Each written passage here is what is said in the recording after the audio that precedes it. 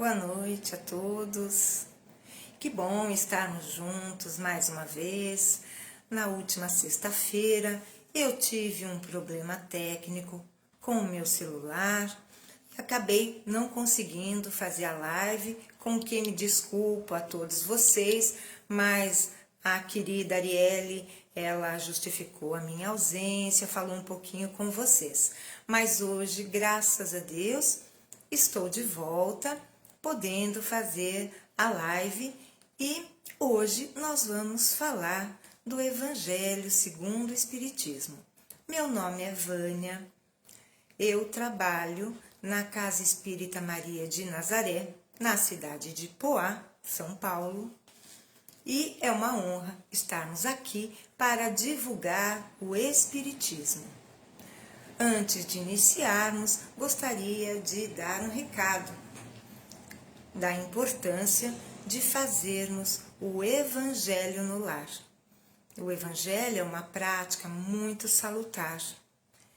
E como fazer o Evangelho no lar? Muitos de vocês que nos ouvem, que nos acompanham através das lives, já sabem, mas pode ser que porventura alguém esteja assistindo, não conheça a prática do Evangelho. Então, como se fazer Evangelho no lar? Primeiro, escolher um dia da semana e um horário. E respeitar. Por exemplo, no meu lar, eu faço toda terça às 22 horas, mas pode ser qualquer horário que seja mais conveniente para a família. E o importante é manter a constância, não deixar de fazer por um motivo ou por outro, salvo situações inusitadas, mas ainda assim, nos esforcemos para a prática do Evangelho no lar.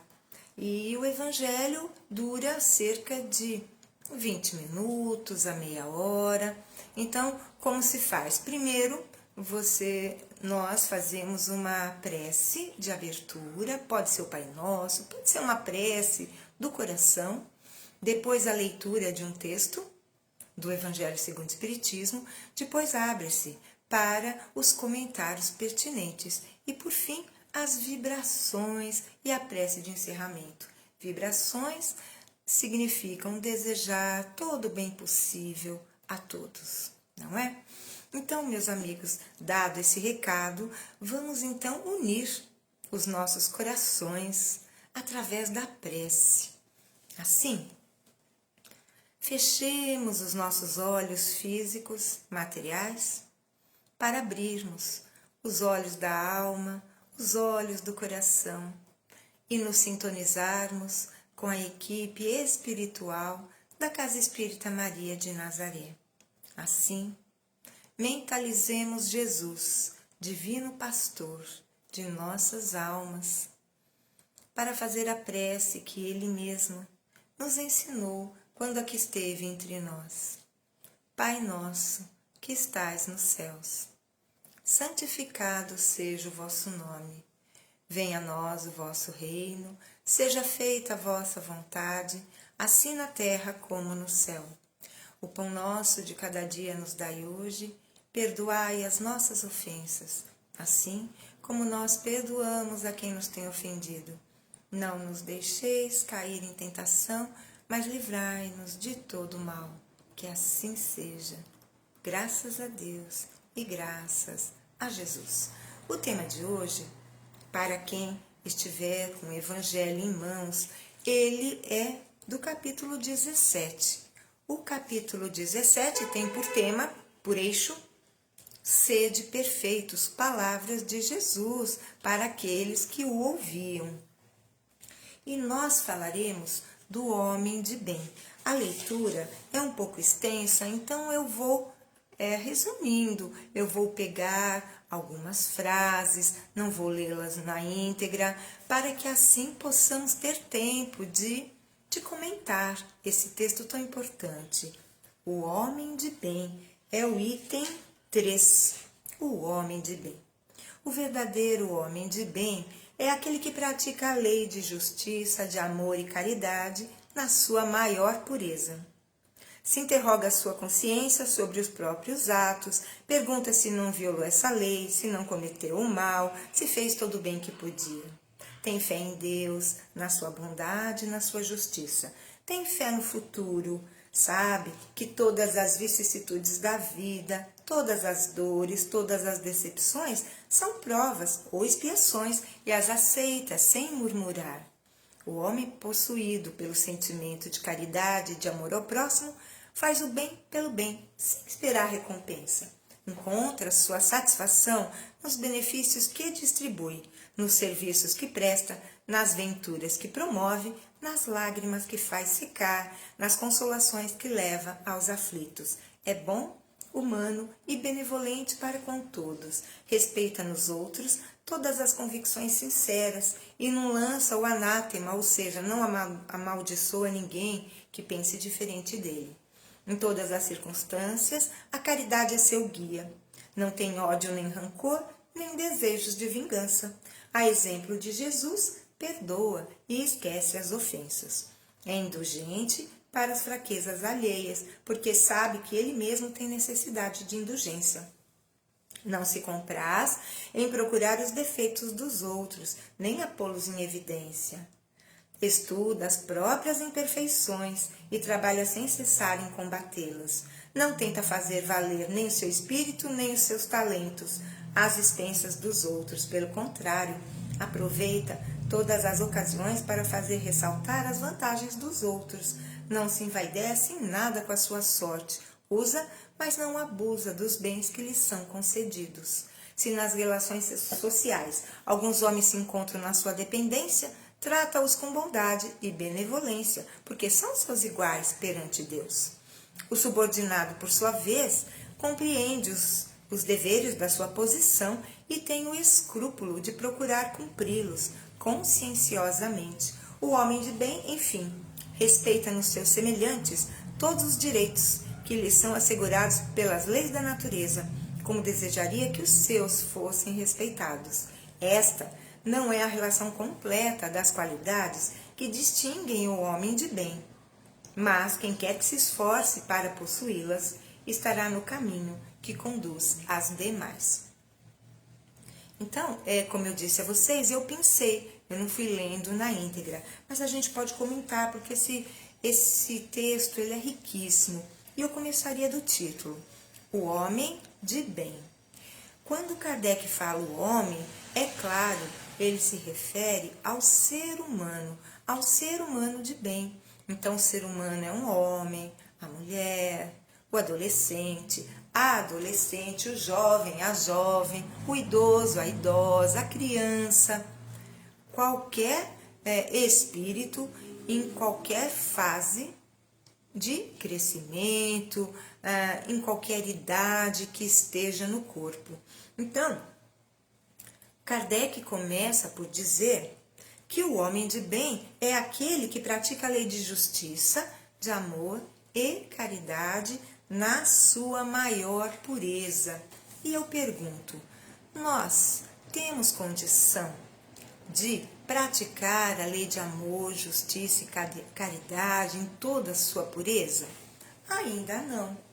Não temos, mas precisamos nos esforçar em tentar, passo a passo, nós vamos percebendo como ser justo, porque às vezes nós não somos justos, porque não conhecemos todas as faces daquela situação. Então, um espírito puro, ele tem o domínio, ele tem uma visão ampliada das questões. Nós ainda não temos, mas, como disse-nos Jesus, sede logo perfeitos, ou seja, ele nos deu um modelo. Ele é o nosso modelo, Jesus é o nosso guia. E ele amava todos indistintamente, não criticava, não julgava, não condenava, compreendia, respeitava. Então, logo depois, Kardec afirma que o homem de bem, o ser humano de bem, tem fé em Deus.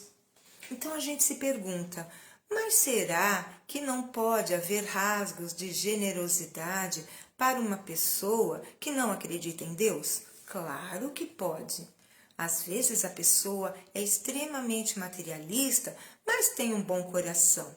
Entretanto, como ela não tem aquela fé em Deus, aquela fé robusta, o que pode acontecer? Um dia ela ajuda, no outro já cai mais para o materialismo, para o egoísmo. Então, a fé em Deus, a fé raciocinada, que Kardec nos esclarece que nós, espíritas, precisamos ter essa fé raciocinada e compreender que tudo que nos acontece, de bom e de ruim, é para o nosso crescimento moral e espiritual. Não tem como. Então, o que nós não podemos fazer, se nós desejamos de fato ser pessoas de bem, é nos revoltarmos, é termos uma postura de contrária, né, à submissão. Então, nos rebelarmos, nos revoltarmos.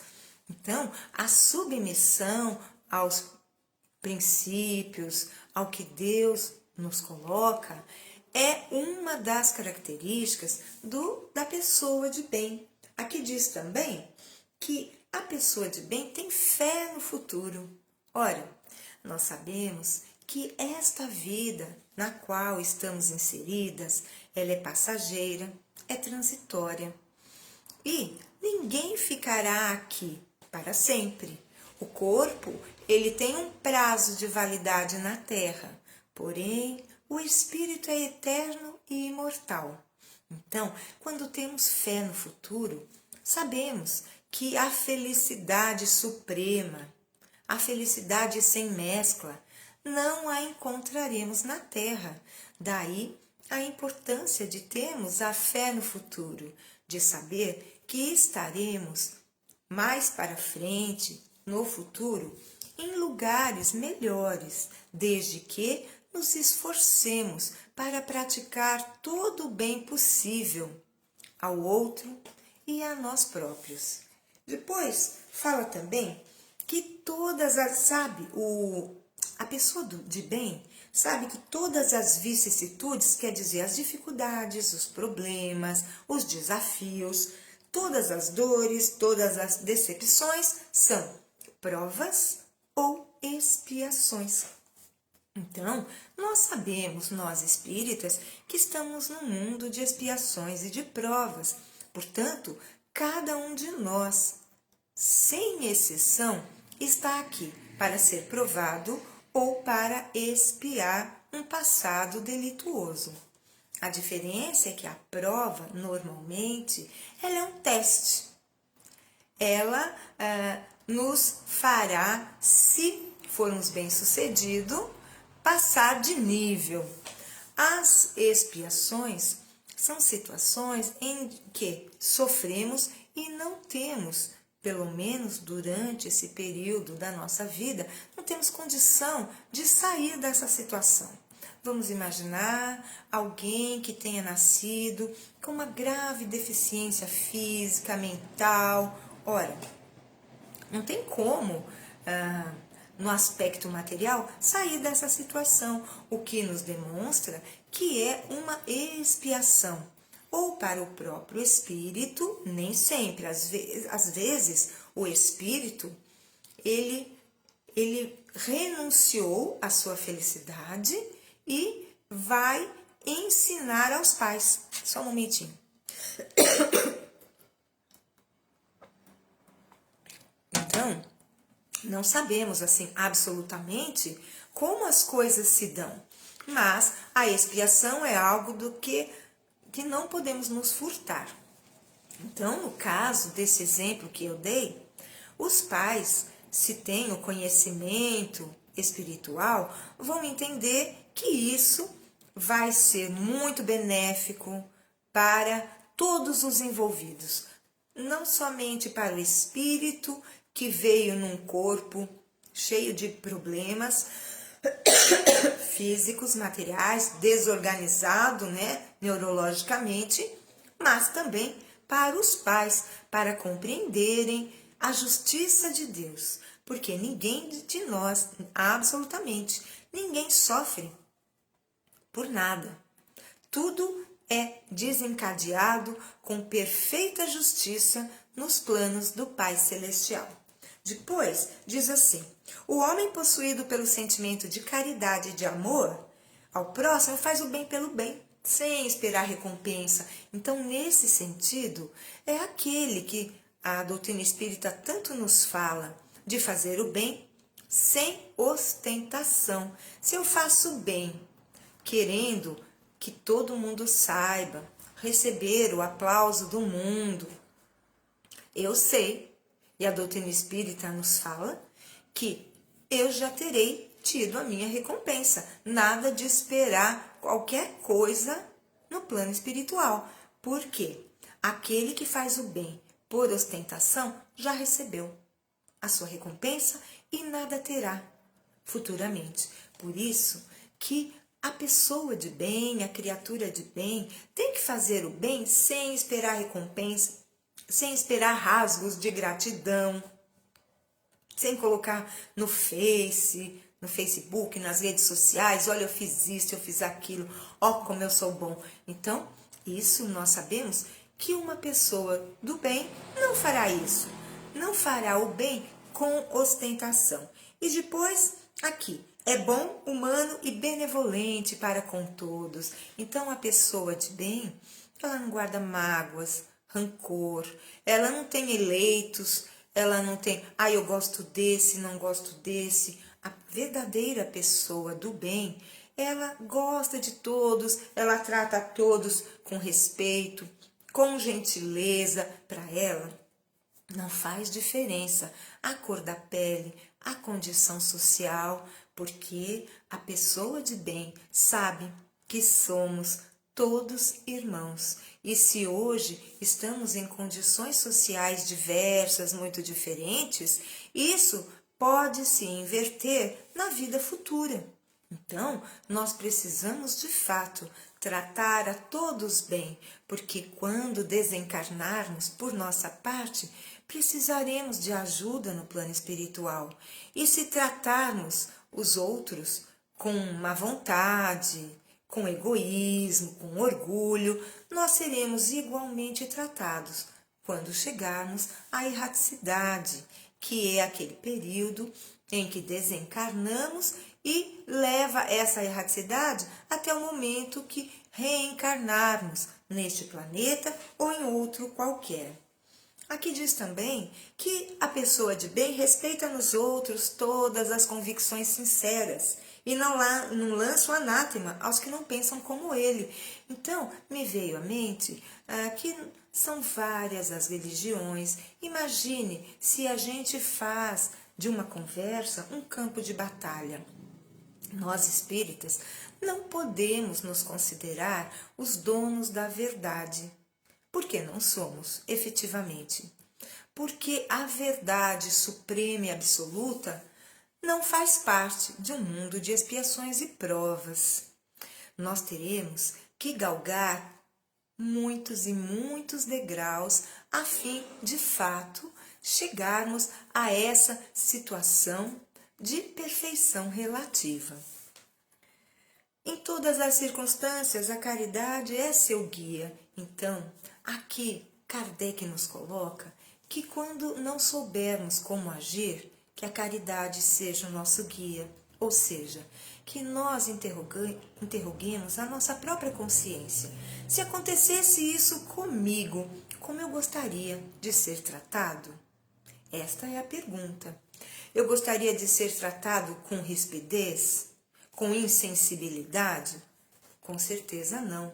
Todos nós gostaríamos de ser bem tratados com gentileza, com consideração. Desta forma, temos que tratar a todos da mesma forma, independentemente das suas convicções sociais, políticas, religiosas, enfim. Isso não importa. O mais importante é que somos irmãos, cada qual o seu nível evolutivo. E temos a tendência de achar que nós estamos numa situação melhor, mais evoluída. Então, tomemos cuidado com esse tipo de pensamento. Por vezes, aquela pessoa que nós julgamos, condenamos, pode estar numa situação, no nível espiritual, muito mais elevado do que o nosso, porque nós, perdidos nesse orgulho bobo, não é? Neste egoísmo, nós nos achamos superiores e a criatura de bem não se julga superior a ninguém, ela se coloca no mesmo patamar. Não tem ódio, nem rancor, nem desejos de vingança. Eu já falei isso. Não tem ódio, nem rancor. O ódio é um sentimento muito destrutivo. Ter ódio é algo que, já disseram, é como se você quisesse matar o outro, mas quem toma o veneno é você. Então, o ódio é um sentimento muito pernicioso, muito terrível. E o rancor, ele é um ódio travestido em mágoa, mas não deixa de ser raiva. Quando temos rancor, quando guardamos mágoas, nós só conseguimos também prejudicar a nossa organização física. Sabemos que para termos uma saúde integral, é importante que vibremos na frequência do bem, do amor, da caridade desinteressada. É isso que nós precisamos fazer, porque a nossa saúde fica enormemente comprometida quando nos entregamos ao ódio, ao rancor, à mágoa e mais ao desejo de vingança. Imagine, desejar vingar-se. Então, a pessoa fica planejando, encontrando o momento mais oportuno para dar o troco, para prejudicar o outro. Então, esse tipo de coisa não pode jamais passar pela nossa cabeça, se nós que nos dizemos espíritas e, portanto, cristãos, que temos Jesus Cristo por nosso modelo e guia, não podemos nos entregar ao ódio, ao rancor, à mágoa, desejos de vingança, de maneira alguma. Então, prestemos atenção. Se nós queremos ser felizes, a felicidade ela é proporcional ao bem que fizermos ao outro. A felicidade que proporcionarmos ao outro é tão somente essa felicidade que fará parte da nossa felicidade. A felicidade que damos ao outro. Aqui diz, é indulgente para com as fraquezas alheias, porque sabe que ele mesmo tem necessidade de indulgência. Claro, se o outro erra, nós precisamos compreender, porque amanhã somos nós. Eu costumo dizer que quando alguém erra e está caído no chão, se nós não dermos a mão, não ajudarmos este irmão, esta irmã a se levantar, nós tropeçaremos neste irmão e por nossa vez talvez não tenha quem nos dê a mão. Então, como é importante reconhecer que nós também erramos, não é só o outro que erra, todos nós. Precisamos fazer esforços para errar menos, mas como nós estamos num mundo de expiações e provas, ainda estamos muito sujeitos ao erro, à falha, não é? Então, mas sigamos em frente, sigamos com alegria em nosso coração, porque a doutrina espírita nos fala que o mais importante na nossa vida é a nossa transformação moral.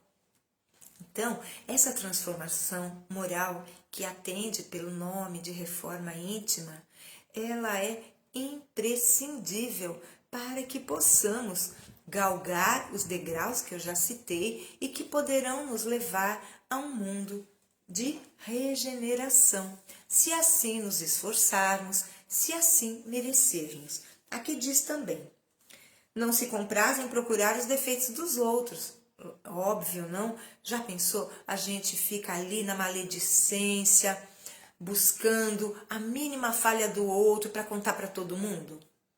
Impossível, né? Então, nós precisamos frear. Se temos em nós essa necessidade de diminuir o outro para nos elevarmos, pensemos, raciocinemos que isso não é de uma criatura do bem.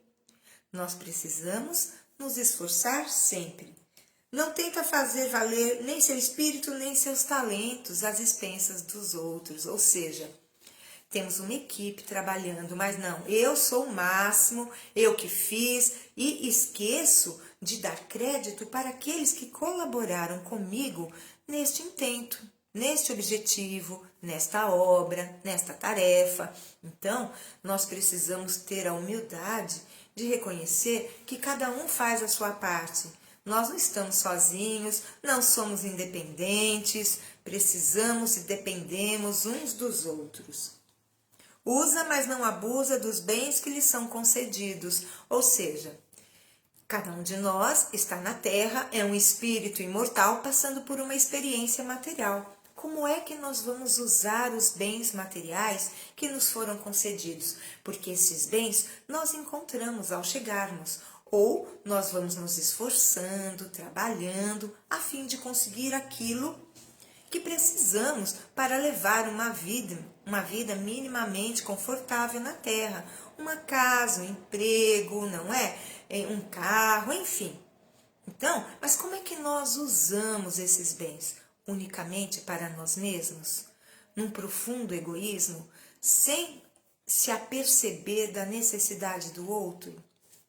Então, a criatura de bem, ela cede parte dos seus bens em favor do próximo, que passa por penúria, que passa por dificuldades. Vamos lembrar que naquele episódio, naquela parábola, que Lázaro era aquele miserável que aguardava as migalhas do rico que se vestia de púrpura e de holanda, nós vemos que o mal rico pode ser aplicado, essa parábola, a todos nós que desviamos o sentimento natural de caridade para um egoísmo que nos faz querer as coisas só para nós mesmos, sem querer nos dividir com o próximo para aliviar os seus sofrimentos, as suas penúrias. Queridos irmãos, a gente poderia falar muito mais, mas vamos já encerrando, porque o relógio já está nos convidando a encerrar a nossa live de hoje. Assim, eu gostaria de convidar a cada um de vocês, queridos irmãos, que estão do outro lado da telinha, acompanhando-nos nesta live, não é? Nessa página do Facebook da Casa Espírita Maria de Nazaré. Muito, muito obrigada, porque eu tenho certeza que as vibrações harmônicas de paz, de amor e de luz que cada um de vocês emite nos auxilia muito a desenvolver a nossa live. Agradeço profundamente e assim vou convidar a todos para juntos encerrarmos a nossa live com a prece endereçada a Maria, Mãe de Jesus. Maria de Nazaré, dá nome à nossa casa e todos os dias, às 18 horas, nós temos as nossas lives, uma singela homenagem a Maria de Nazaré, Mãe de Jesus. Oremos. Pai, Ave Maria, cheia de graça, o Senhor é convosco. Bendita sois vós entre as mulheres, bendito é o fruto do vosso ventre, Jesus. Santa Maria, Mãe de Jesus, rogai por nós, os seus filhos, agora e na hora do nosso desenlace. Que assim seja, assim é e assim será para todo sempre. Graças a Deus, glória a Deus, meus irmãos, glória a Jesus, glória a Maria. Estejamos contentes porque temos a doutrina espírita a nos envolver, a nos ensinar, a corrigir rumos em nossa existência. Queridos amigos, todos os dias às 18 horas nós temos a nossa live, Hoje fui eu, Vânia. Terça e quarta, o nosso querido amigo Sérgio. Quinta, nosso amigo querido Ezequiel. Depois sexta eu retorno. Sábado volta Ezequiel. E por fim, no domingo, a Arielle, nossa querida irmã. Tenham todos um ótimo final de segunda-feira, uma maravilhosa semana pela frente. Tudo de bom, um abraço fraterno e apertado e até a próxima, meus amigos. Fiquem com Deus.